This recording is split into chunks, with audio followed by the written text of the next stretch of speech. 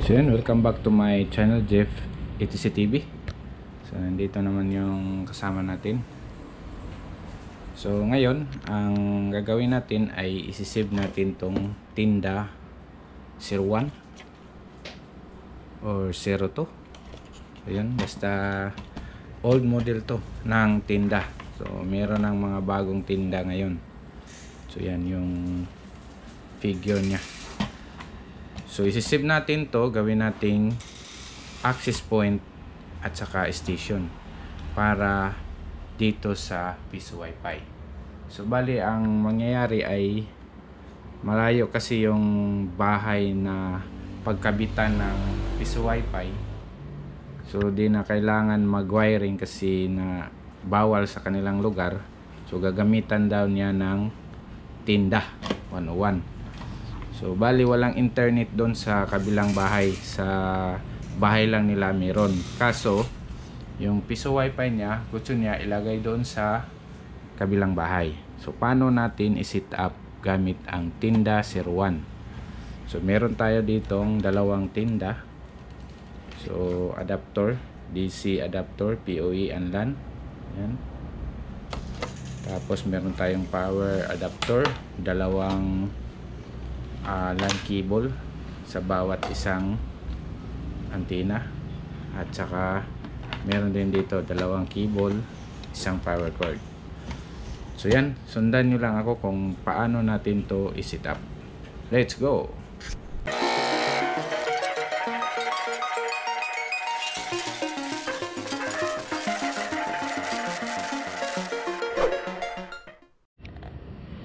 So yun, bali ang gagawin nyo, so dito sa adapter niya, jack, yung power cord, yun, dito nyo ilagay. Basic lang to.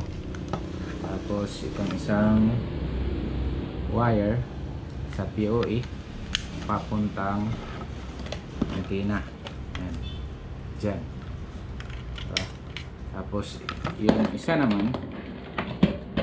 naman natitira LAN papunta doon sa laptop niyo, laptop or desktop, yan, diba? So dito nyo yan ilagay, dito sa LAN ng laptop, yan, dito tayo sa laptop, yan, dito nyo yan ilagay sa LAN, pasok nyo dyan, diba? So ganyan lang. Tapos saksak nyo to sa outlet. So yun lang.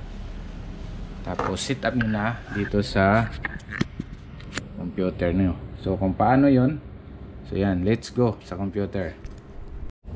So yun, nakasaksak na siya. Tingnan nyo, may power na.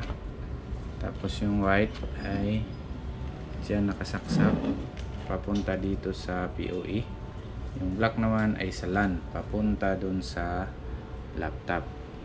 So kung paano natin yan i-configure, punta kayo dito sa my LAN, yan. So dito sa LAN, yan. So ipapakita ko yung kung ano yung nasa computer. So yun, IP configuration, yan, IP configuration manual. I-on natin tong IP version 4 kasi naka Windows 11 tayo. So kung iba naman yung Windows nyo ay iba yung figure na makikita nyo. So dito ilagay natin is 192.168.2.3. So kasi yung IP dito, kung nakikita nyo, yan, yung nakasulat dyan ay 2.2. So dapat yung IP address ng computer nyo ay more than sa 2, 3, 4, 5, 6 and so on. So dito naman yung standard 255, 255, 255, 0. Sa gateway naman ay lagyan nyo lang ng 192.168.2.1. Yun. Dito katulad rin to 1 and save. ngayon naman, punta tayo sa browser. Kahit anong browser ang gamitin nyo. Sa akin ay gagamitin ko ay Chrome. Ayan. So dito naman sa Chrome, tatawagin natin yung IP address dito sa mismong antenna. Ayan. 192.168.2.2. So yan ang itatype natin dito sa 192.168.2.2. Ayan. Enter. So yan, lumabas na yung program. So default tayo, admin, password admin. Yan. So ito gagawin natin tong EP, di ba? Yan, EP setting. So pag naka EP setting na siya, so next, tapos tinda EP, diba? Tapos password, kayo nang bahala sa password, at tinda 2025. Yun.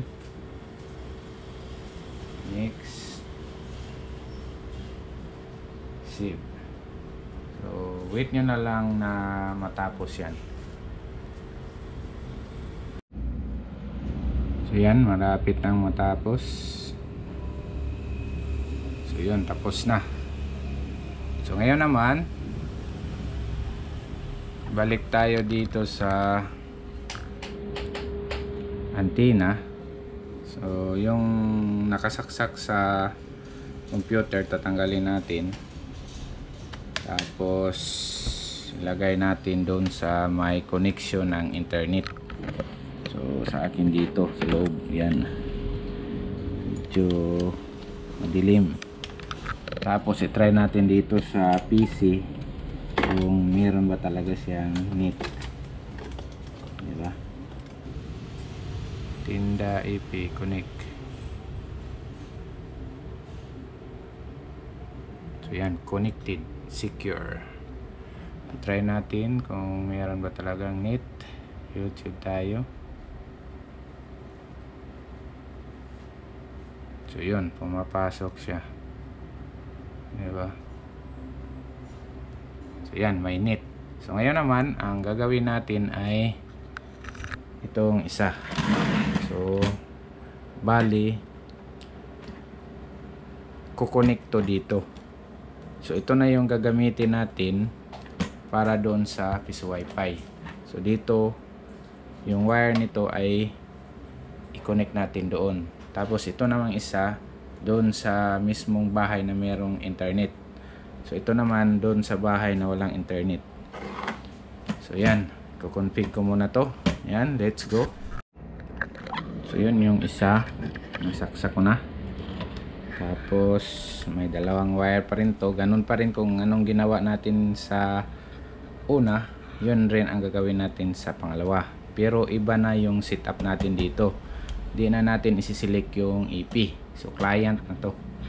Ganun pa rin, nakasaksak pa rin sa PC natin. Yun. So balik tayo dito sa configuration ng U1, tinda U1. So yun. So titingnan nyo naman doon sa mismong likod ng antenna kung ano ang IP address nya. So yun, 1.1, diba? So ang itatype nyo naman dito sa laptop nyo ay 1.1, 2.1, sorry. Ayan, 2.1. So ganun pa rin, admin.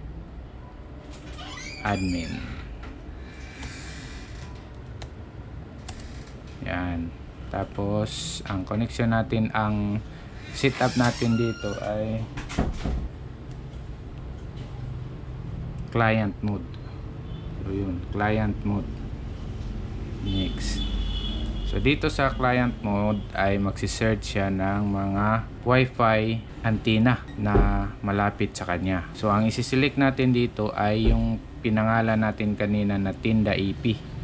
So kung nakikita nyo, may Tinda EP dito. Yan, di ba?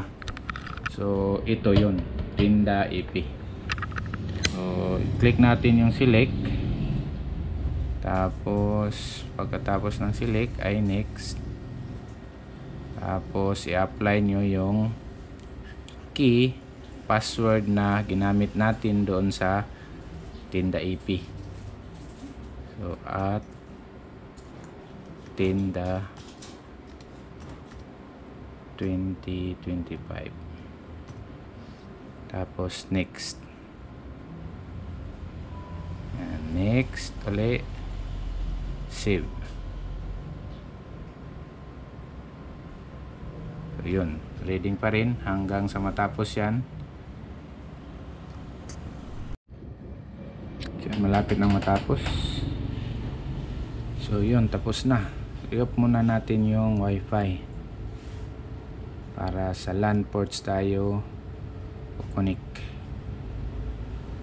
Tapos i-zero natin yung pinalitan natin kanina na Ethernet IP dahil hindi po yan magkukunik. Edit, tapos i-off lang natin para mag-off din siya ng automatic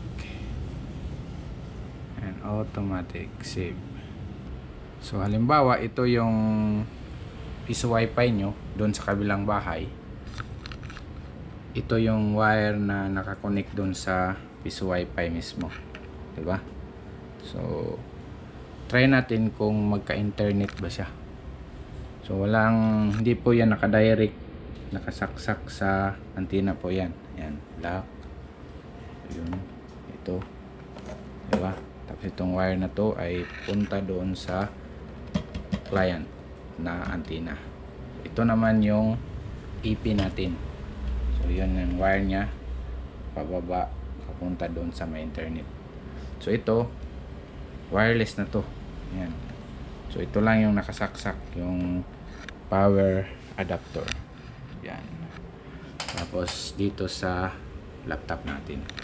So try natin kung meron ba siyang connection. YouTube tayo. So yun, meron na. Diba? So ito na yung gagamitin nyo para doon sa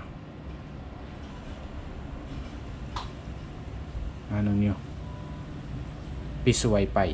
So yun lang, madaling mag set up ng antenna. Kahit anong antenna, yan lang ang gagawin nyo.